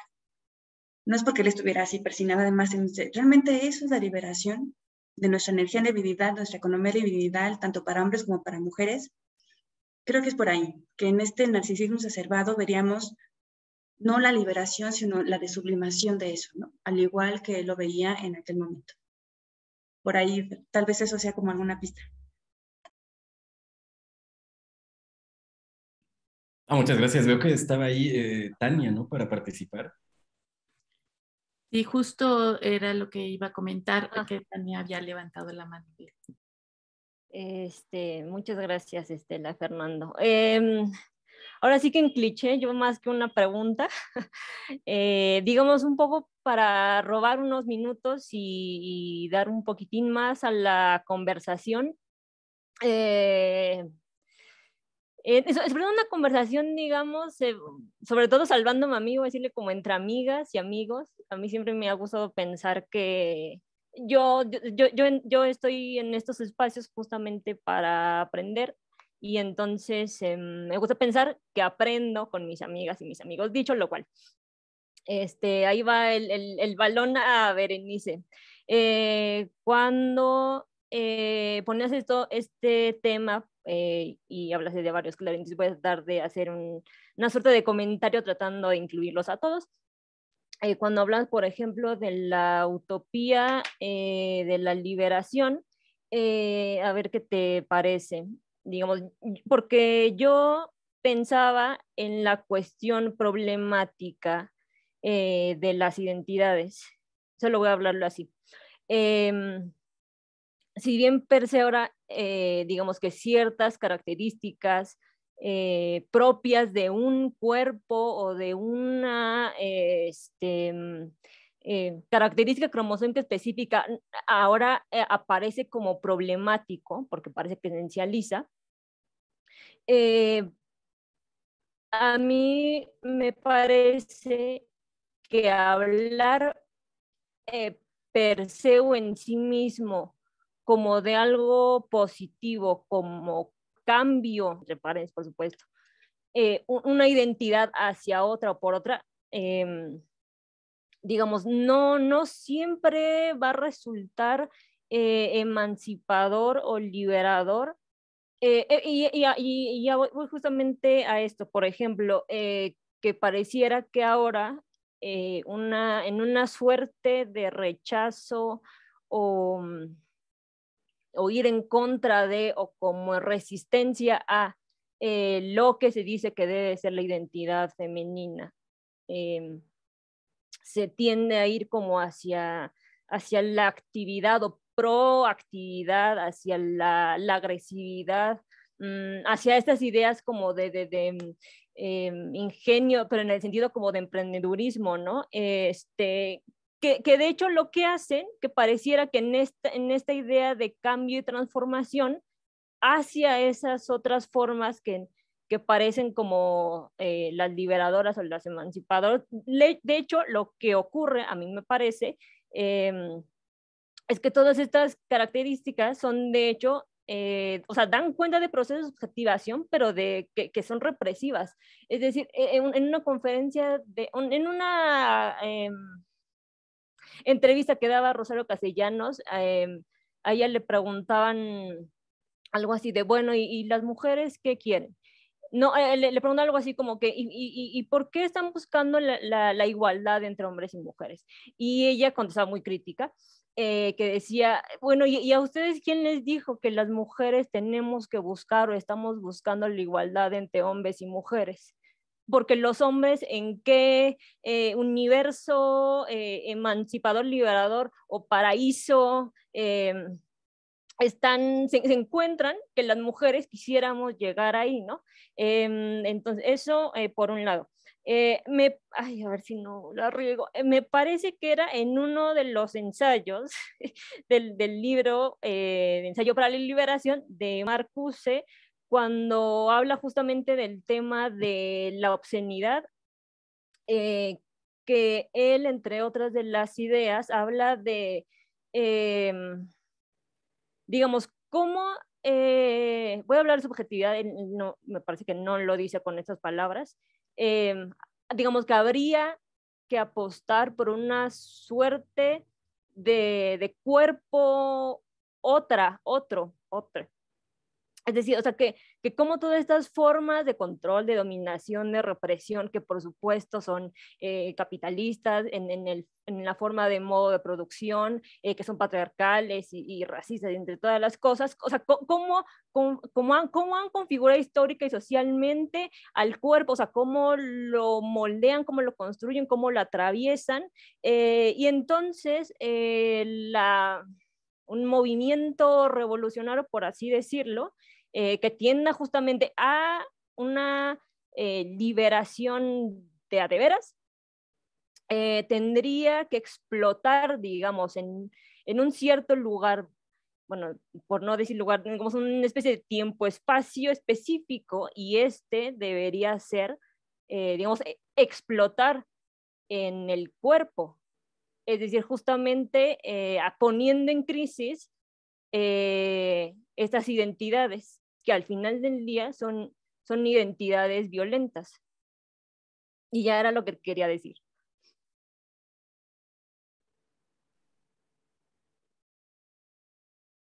Sí, Estela, ya. Porque ya sigue morando. Creo que lo que tú recuperas es como bien pertinente y me ayuda como quizá también para aclararme a mí misma y que lo traigamos acá al diálogo. Dos instancias. La primera, con lo que mencionabas respecto a la entrevista de Castellanos, Marcuse lo trabaja en el texto que también recuperó hacia un momento Fernando, de Marxismo y Feminismo, de la forma del status quo de dominación capitalista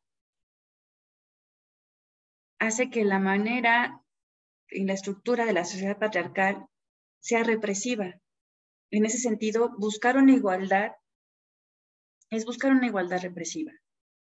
Él parte, por supuesto, de indicar que las mujeres no han sido iguales más que cuando salieron al campo o al mercado de trabajo, únicamente como proletarias o como obreras hemos tenido medianamente el estatus de igualdad, pero que faltaba como mucho.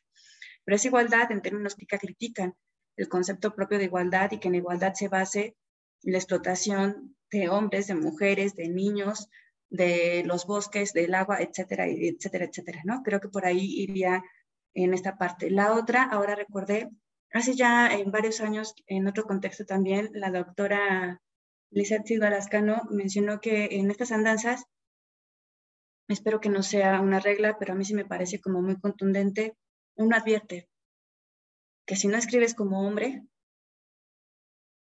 no te leen. Si no presentas como hombre, no te leen.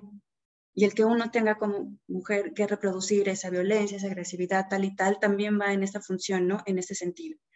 Eso por una parte. Por la otra, hablando de las identidades, hay un momento también en marxismo y feminismo en que Marcuse menciona que, por supuesto, no es obviar la distinción biológica en términos netos, pero sí apostar a que eso no sea lo único que determina la identidad. Y es a partir de ahí que aborda y recupera esta parte del androginismo.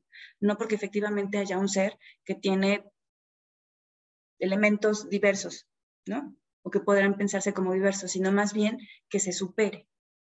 y que a partir de ahí aquello que culturalmente se ha comprendido como femenino o aquello que culturalmente se ha comprendido como masculino en términos de cualidades o actitudes, si quieres, o aptitudes, pueda ser desarrollado. Y sí, tal vez sí sea necesario que para defender nuestros derechos, para pedir igualdad de derechos sociales, sí tengamos que salir a las calles y pintar las bardas. Pero eso no significa que ahí encontremos libertad y que eso también haga que la sociedad patriarcal sea la ideal, sino más bien es pugnar por romper esas estructuras.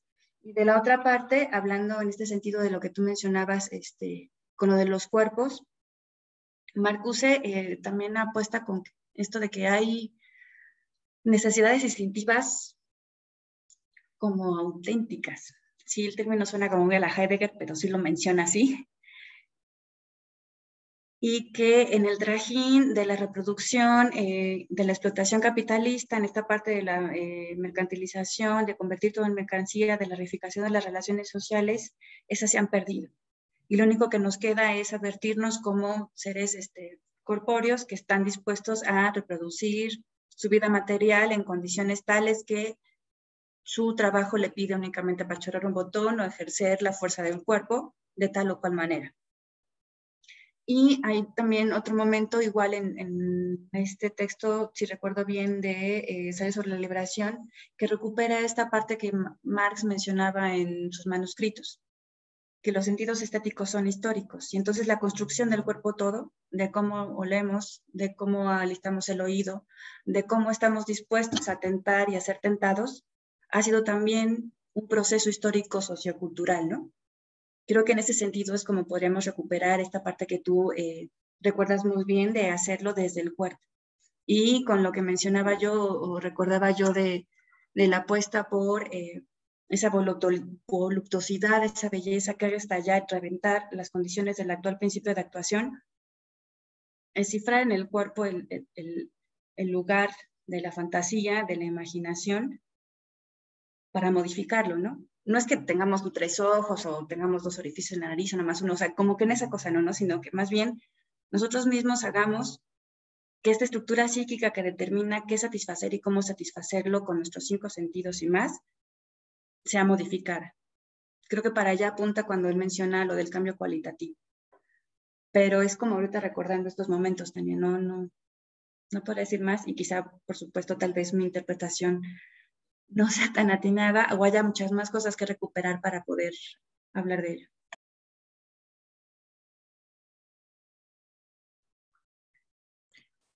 Pues muchas gracias, Bere. Pues ahora sí ya nos pasamos algunos minutos, pero bueno, como sabemos, esto tiene flexibilidad, lo cual es maravilloso. Así que si alguien quiere todavía comentar algo más, o quieren cerrar diciendo algo, pues estaríamos entonces en ese momento. Yo cerraría agradeciendo de verdad infinitamente esta oportunidad, como muchas ganas de escucharlos, muchas ganas de aprender, como dice Tania, de encontrarse entre amigos, fue como muy, muy grato. Por supuesto, yo estaría aquí intentando acompañar las siguientes meses, la presencia de los que nos escucharon, nos vieron ahora, la moderación de Estela y el compartir la mesa con Fernando. De verdad, muchas gracias. Bueno, un placer escucharlos a todos, a Berenice por su presentación y pues de mi parte espero que ya pronto sea presencial la siguiente edición del coloquio. Sí, ojalá que sea así, un privilegio haber estado con ustedes y